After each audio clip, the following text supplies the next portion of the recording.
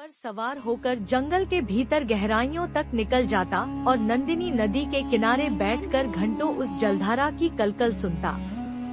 एक दिन जब सूरज की किरणें पेड़ों की डालियों से छनकर नदी के जल में पड़ रही थी, राजा ने पहली बार उसे देखा। एक युवती जो नदी के किनारे बैठी कुछ गुनगुना रही थी। उसका रूप कुछ अलग था, जैसे वह इस जंगल की ही एक छाया हो। उसके बाल हवा के साथ बहते, आंखें इतनी गहरी कि उनमें समंदर भी डूब जाए।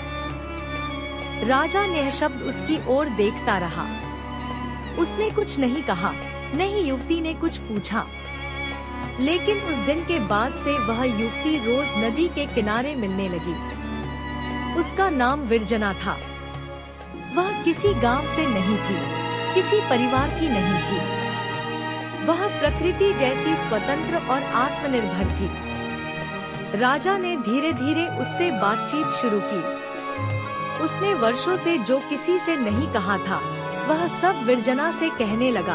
अपने भय, अपराध बोध, युद्ध की पीड़ा, अपनों का खो जाना और अपनी आत्मा की सुनी घटिया। विरजना केवल सुनती, कभी सलाह नहीं देती, कभी टोका-टोकी नहीं करती। उसकी आंखें बोलती थी और राजा को उनमें सुकून मिलता था। राजा को पहली बार ऐसा लगा कि वह